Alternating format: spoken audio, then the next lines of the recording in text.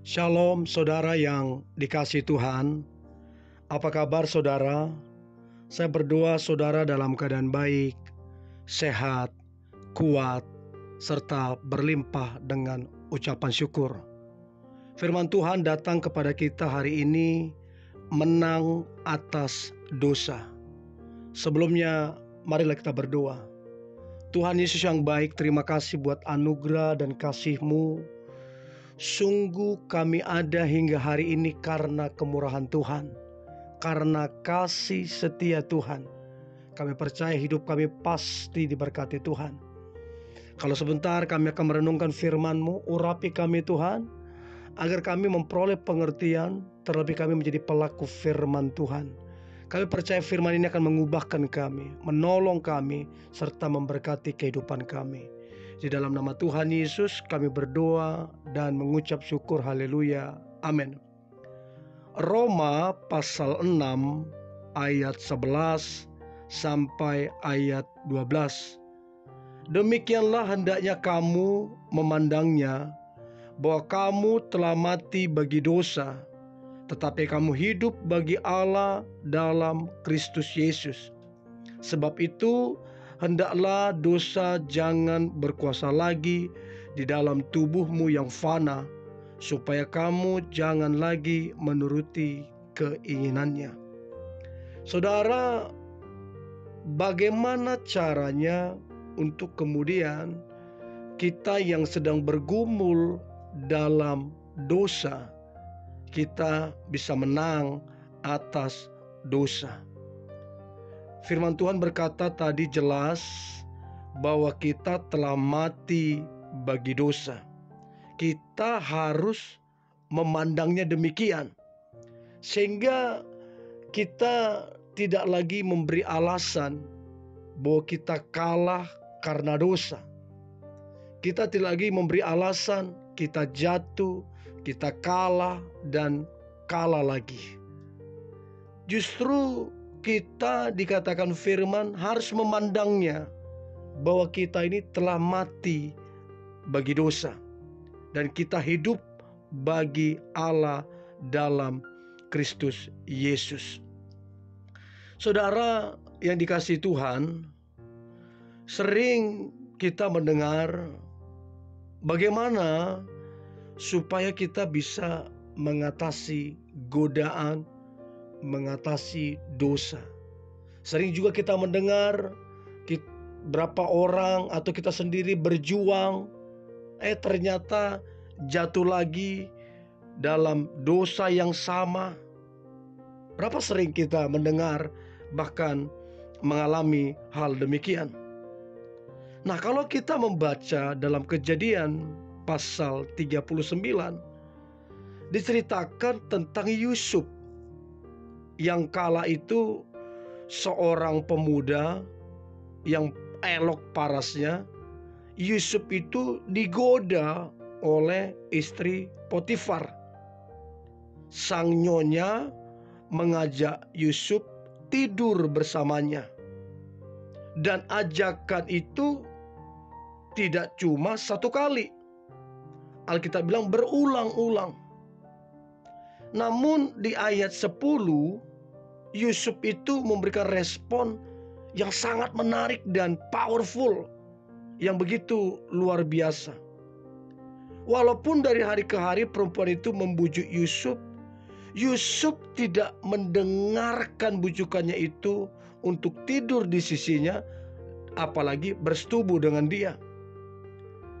Yusuf dengan tegas berkata di ayat 8, ayat 9 kalau kita perhatikan, Yusuf berkata, bagaimana mungkin aku melakukan kejahatan yang besar ini dan berbuat dosa terhadap Allah? Alkitab memandang atau menjelaskan bahwa Yusuf benar-benar mengasihi Allah, sehingga dia lari meninggalkan perempuan itu. Dia memilih untuk mengasihi Allah.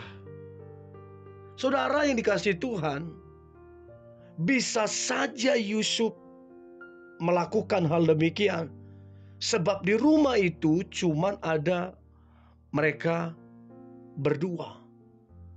Nah, apa yang menjadi rahasia Yusuf untuk kemudian dia menang atas ajakan dosa itu yang berkali-kali? Apa yang menjadi rahasianya? Yang pertama, Yusuf itu berpegang teguh pada pendiriannya, yaitu mengasihi Allah yang mengasihi dia. Meskipun godaan setiap hari dan banyak kali godaan, tetapi dia memilih tetap mengasihi Allah. Hal yang kedua, Yusuf memiliki nilai yang sangat mahal, nilai yang kekal. Yusuf menganggap apa yang berdosa di mata Allah itu harus dan tidak bisa ditawar. Apa yang berdosa di mata Allah harus dijauhi dan dihindari, bahkan ditolak. Saudara yang dikasihi Tuhan, Yusuf memberikan contoh kepada kita bagaimana sebenarnya untuk kita bisa menang atas dosa. Bagaimana untuk kita kemudian bisa lari atas godaan dosa itu. Nah, untuk itu saudara yang dikasihi Tuhan, ada beberapa hal penting yang perlu kita ketahui. Kita mesti tahu bahwa kita telah mati bagi dosa dan kita sudah hidup bagi Allah. Nah, kalau kita mengetahui ini dan ini menjadi prinsip kehidupan, kita akan jauh lebih kuat. Penebusan yang Kristus lakukan di kayu salib memampukan kita untuk berkata tidak kepada dosa. Tidak hanya sampai berhenti di sana, juga telah memampukan kita untuk memberikan hidup kita bagi Allah. Itulah yang seharusnya menjadi satu nilai tertinggi di dalam hidup kita. Bukankah hidup kita terlalu berharga untuk kita habiskan kemudian mencari kenikmatan sesaat, tetapi membawa perasaan bersalah yang berkepanjangan dan merusak kehidupan kita? Saudara, untuk itu ubahlah nilai hidup kita. Hidup demi kenikmatan diri itu yang akan menghancurkan. Tapi hidup untuk kerajaan Allah, untuk kekekalan, itulah yang kemudian menolong kita. Jadi bagaimana caranya untuk kita berkemenangan?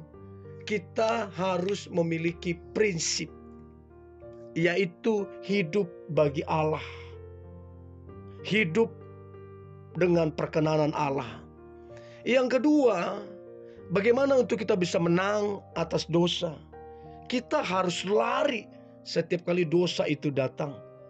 Kita tidak sengaja atau mencoba atau menguji. Kita nggak berpikir demikian. Kita mesti lari meninggalkan dosa itu. Dan tentunya saudara, kita harus mengandalkan Tuhan. Harus ada hati yang benar-benar mengasihi Tuhan.